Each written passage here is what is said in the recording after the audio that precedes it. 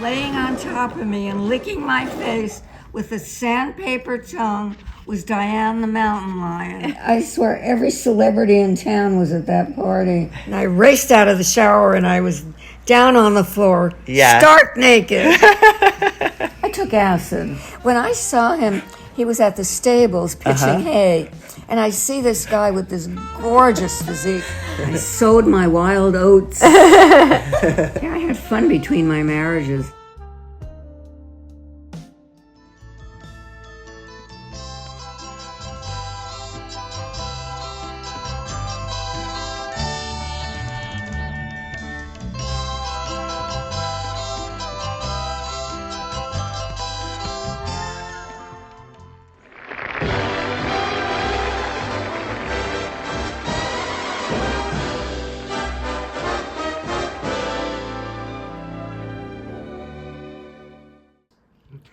Yay! Hi, Auntie Ruth. I love you so much. I love you too. Yay!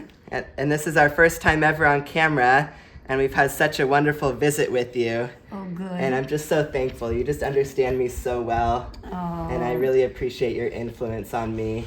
And I feel like I can be my full self because of your influence. Oh, I'm so glad you... Yeah. Aren't you glad you have a crazy aunt? I really am. It's wonderful, right?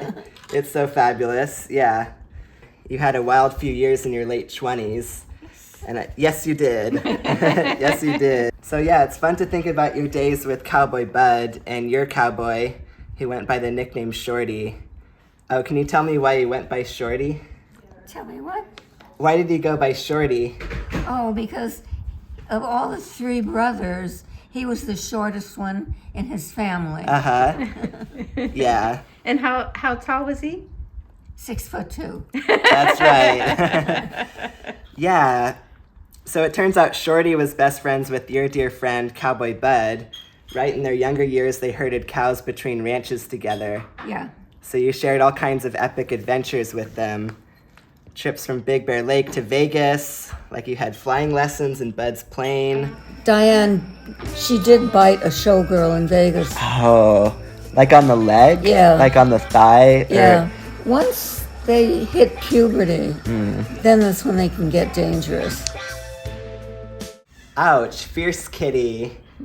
Sunk her teeth into a showgirl's thigh. That's not very ladylike. That's not how a lady was taught to behave.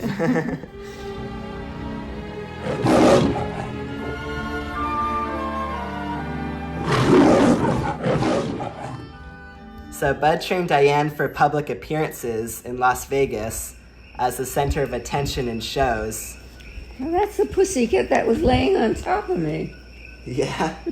What I remember is she had a sandpaper tongue.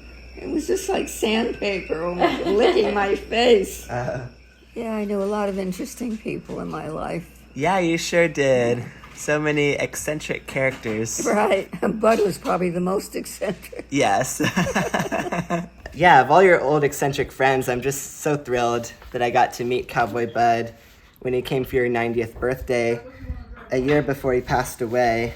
So this is John Bud Cardos, who is Hollywood's fearless stuntman, like stunt performer for famous movies, Western movie actor, director, rodeo clown, performer, gifted animal trainer, a whole list of credits. I mean, the sheer scope of his life was absolutely remarkable.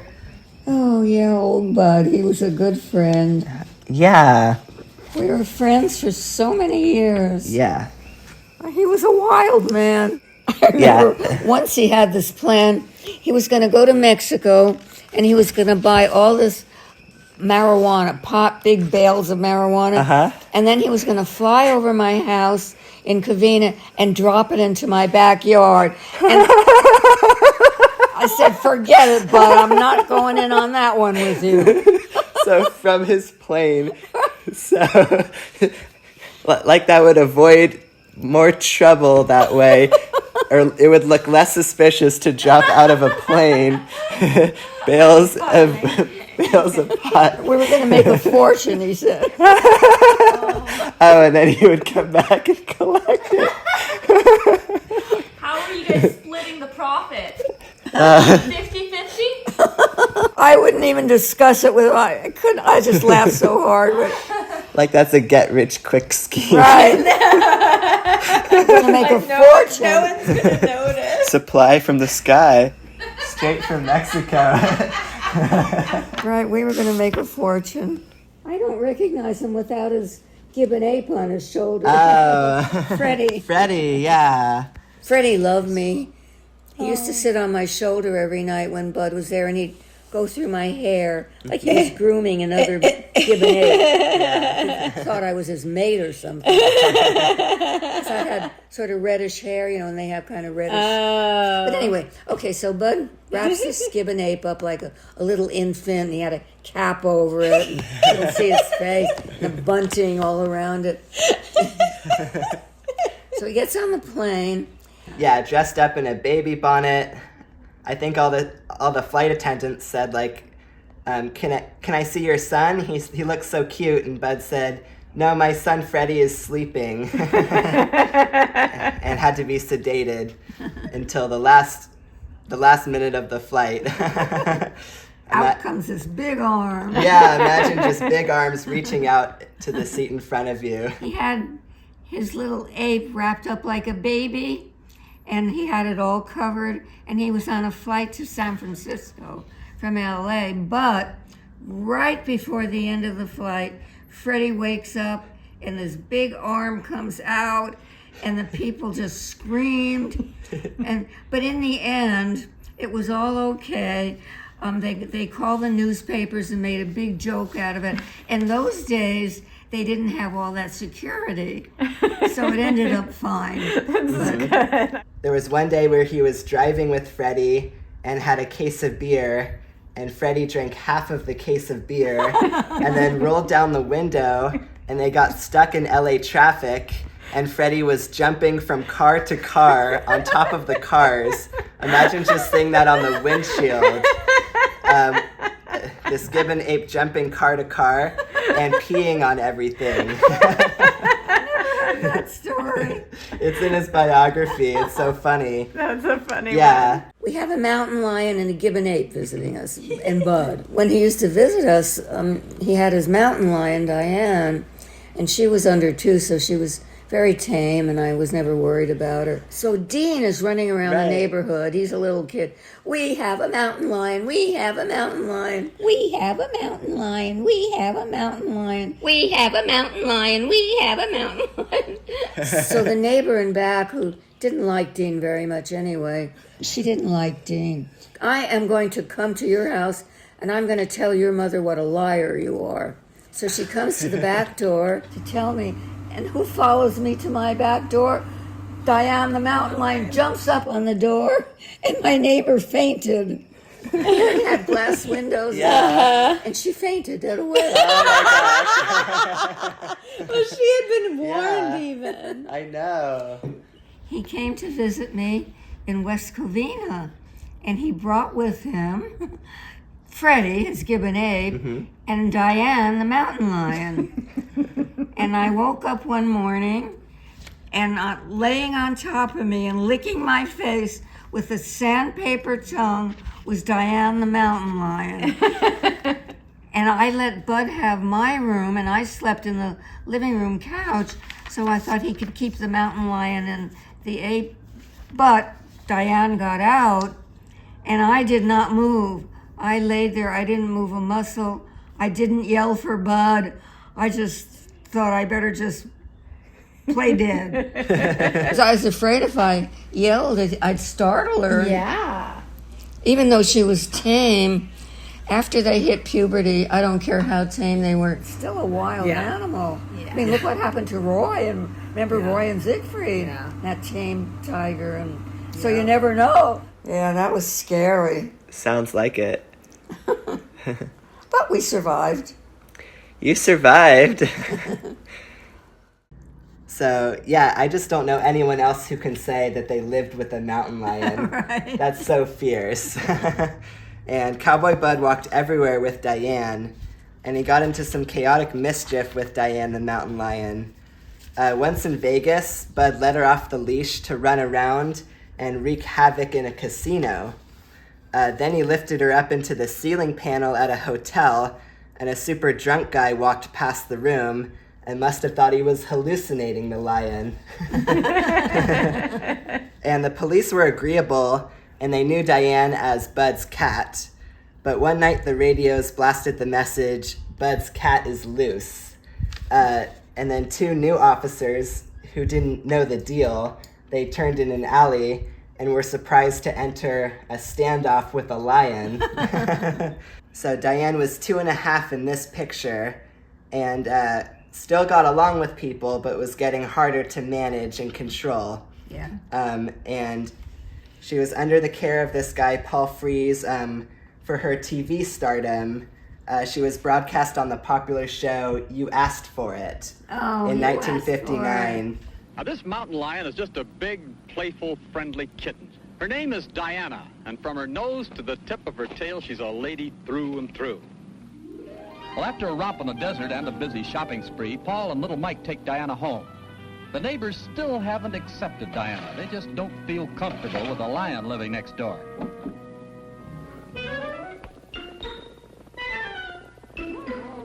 No matter what you call her, puma, mountain lion, or cougar, I'm sure you'll all agree that Dianna is a lady. There was a silly segment called The Lion is a Lady.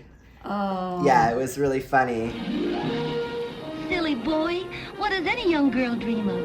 Oh, can't you just picture me driving my own convertible right up to the front door of one of these big hotels? And the manager himself would greet me, and I'd pretend I wasn't the least little bit impressed. And if people stared at me, I'd know it was because I was beautiful, not because they were afraid. Maybe I could even get a job as a lady croupier on the roulette wheel. All right now, Dianna, stay on your toes and keep a sharp eye on that wheel. Place your bets, ladies and gentlemen. Bet 'em freely. Round and round she goes, and where she stops, nobody knows. And it's number 4, black. Bringing in the sheaves, bringing in the sheaves. Everyone in Las Vegas spends a lot of time around the pool, but all some girls think about is that handsome lifeguard. How obvious can you get? Oh, that cat. She's just throwing herself at him. The flirt. And then Dianne was in Hollywood films. There's a picture that says Dianne with Liz Taylor's stunt double, which is pretty cool. Yeah. Then Dianne was in a Western TV series called Overland Trail, where she jumped from a cliff onto stunt double Bud. Yeah. And I found that. It's pretty cool.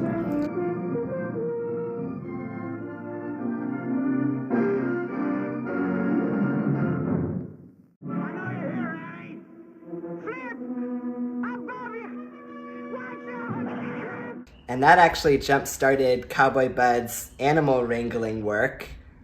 You told me that once mountain lions reach puberty, they become more and more unpredictable. Yeah. Yeah, so how does her story end?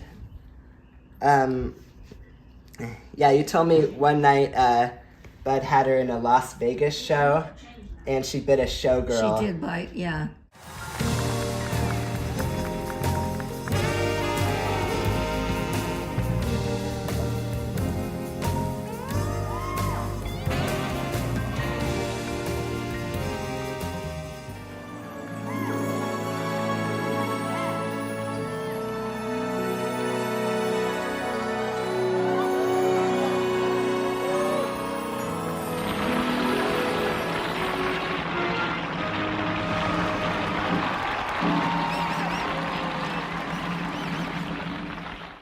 Yeah, he raised her from a small cub, and her story began when a guy walked into Bud's Old West saddle shop, desperate to sell a lion cub for cash.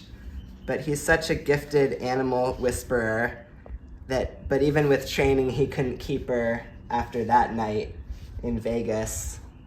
And then they had to put her into one of these places where they can roam free. A wildlife refuge for dangerous animals. Yeah.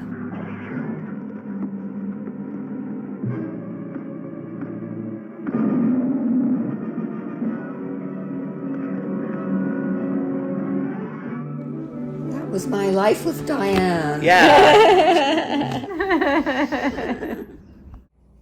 Here, look, I have these roses. It makes such a nice necklace. Oh, there you go. Oh. There's some roses, and then here's some roses for your head right here. A nice crown. I thought that would look cute. Oh, thank Aw, you. You're welcome. Aw. So how do you feel now that you're 96? Old. Oh, really? Oh. Well, yesterday you told me you still felt like you were 24. I do. Inside, I feel like I'm 24. Aw. And did you have fun in your 20s? Yeah, You had fun? I had a lot of fun. Oh, that's so good. Aw. Older is better. I must be approaching magnificent.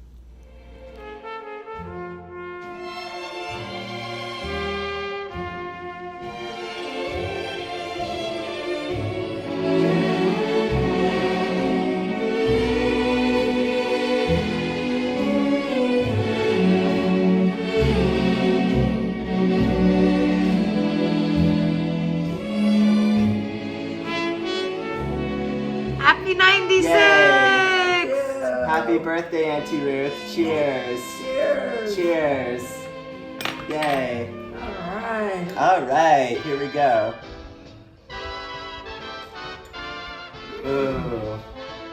Right? That's so good. That's so good.